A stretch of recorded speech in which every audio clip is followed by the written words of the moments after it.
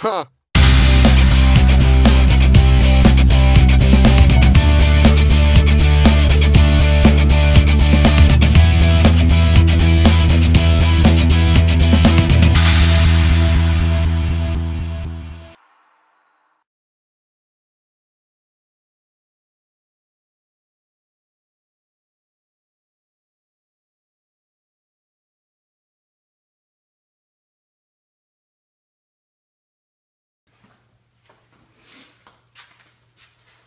Hey guys, welcome back. I'd like to start off first by saying thanks to all my subscribers and welcome all my new subscribers. My name is Ray Cornelia and thank you for your interest in my channel. I'm going to call this video Mix Mash 2 because I got a whole bunch of different interesting things. I'm going to include some video clips from working on the Power Drawbar, lapping the valve body and making the rods, the stainless steel guide rods. They weren't included in Power Drawbar 2, so I want to throw them in there. I wanted to go over a package I received, the contents of that, and the progress I've made on the Power Drawbar to this point. And hope you enjoy, man. So I'll bring the camera into the workbench and we'll get started.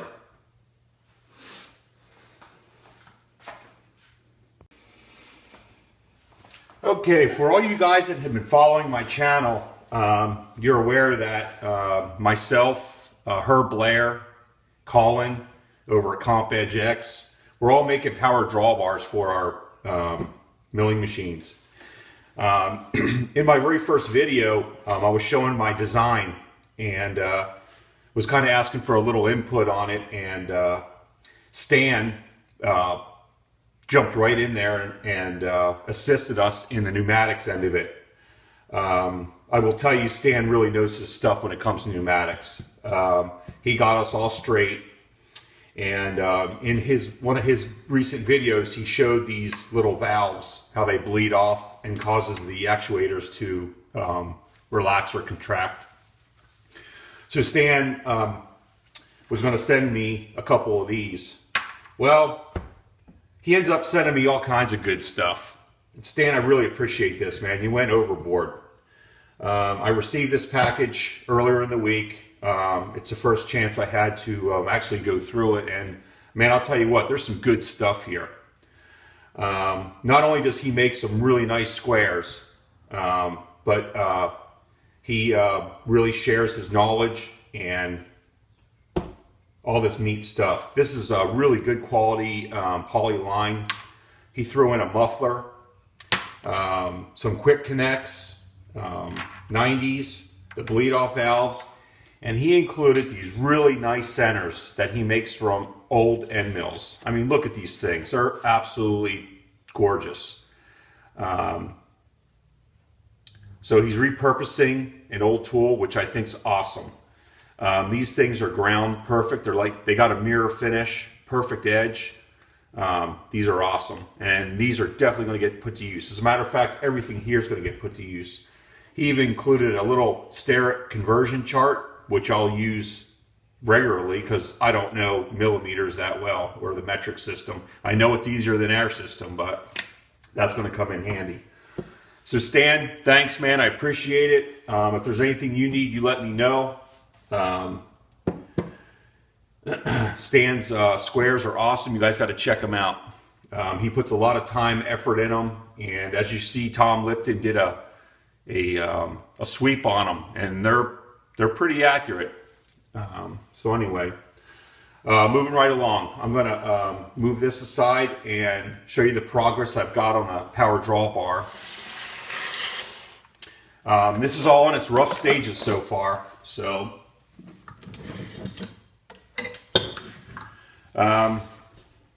basically, this is the valve body, the switch. This is going to get mounted on the side of the milling machine. This is my in and out. Right now, I just have it temporarily hooked up to the gun to make sure I get forward and reverse, which I do. My design's a little different. Herb shared his with me, and his is coming along pretty good. I'm going with 2 support plates, a top plate, and a bottom plate, and they both ride on these 5/8 stainless steel bar. I'm going to be adding a top fixed plate where the pneumatic cylinder is going to sit on top of that plate. But basically, here's what I got so far. The impact wrench is working. I'll cut the camera, hook it up real quick and show you. But there's my valve body. This is the new exhaust port, because this cannot be a closed system. It has to have a way to ventilate for this thing to turn forward and reverse. This one is a flat plate. It just has a clearance for the bearing inside, and it has the left and the right feeds. Right here is the exhaust port. And this is going to get mounted to the side of the milling machine right here. So let me cut. I'll get an air hose hooked up to this and I'll demonstrate it real quick. Hey guys, welcome back. In this video clip, we're going to lap the surfaces of the valve body, so we get a nice flat fitment there and no leak. Hopefully no leaks, that's the plan anyway. I don't have a granite surface plate yet. It's on my wish list, and over the years I've used this piece of 1/4-inch glass plate that's tempered. It's worked well in the past. I've really never have done any real precision work with it, so it's going to work fine for this. I'm going to use wet dry, 400 grit, then 600 grit, and then 1000. And I always like using sandpaper that's been used a little bit just to knock down that sharp edge in the beginning. So I think I used this one when I was rebuilding the closeting lathe. So we're going to do that, and then this is our lapping compound of choice, since it is aluminum and it works pretty well. So let's get started. First, you just spray the glass with some WD just to help the paper stick. Kind of float it down a little bit.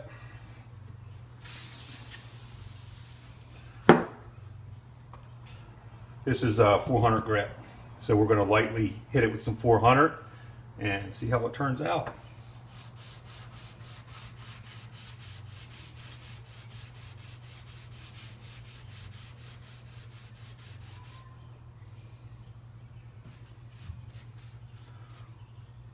Just to give you a look what it looks like before we get started.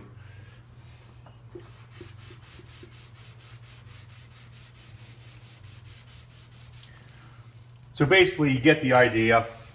So I'll bring you back in after we get all the surfaces nice and polished up. Okay, we're just going to finish it up with some 1500 and call it good.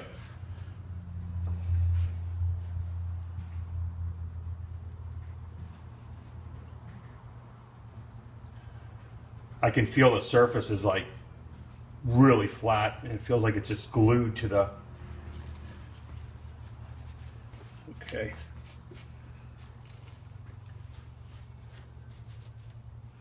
I don't know if you could see that surface, but there you go. So finish this one off and we'll call it good, man.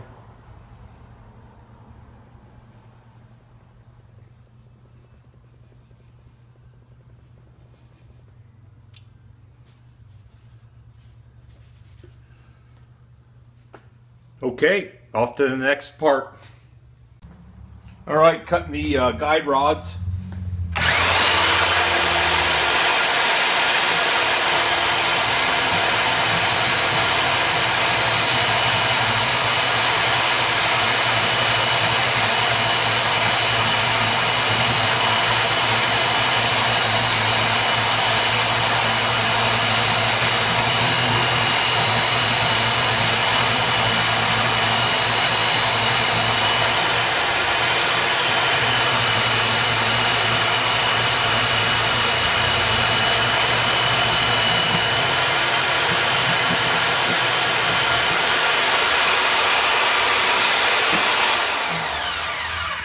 This is the 17-4 stainless. Had a chunk of this in the shed. So now we're going to face them and drill, tap, and thread them.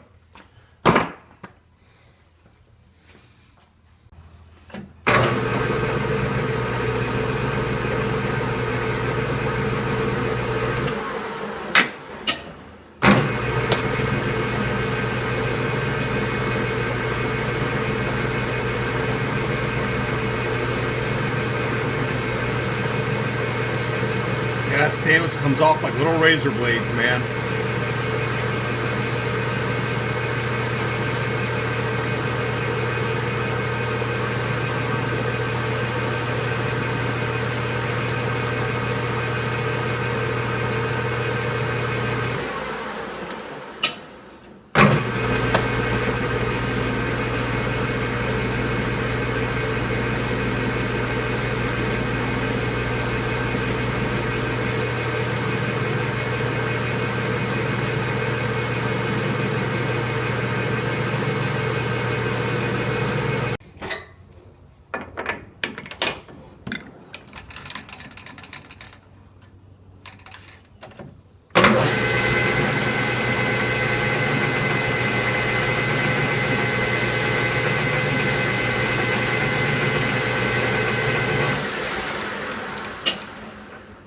Get set up for the drill.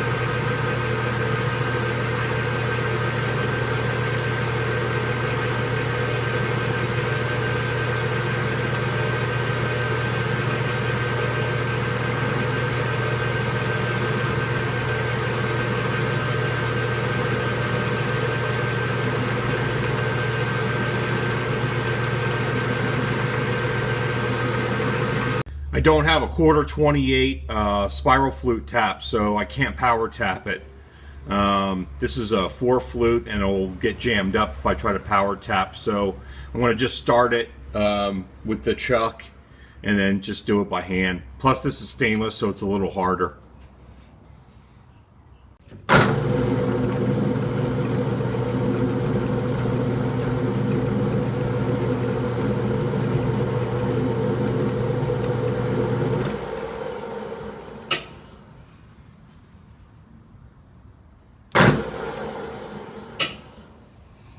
Well, so far so good.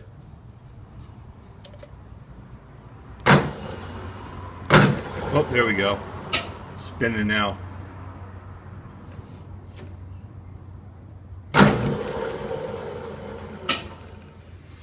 All right, we'll just do it by hand from here.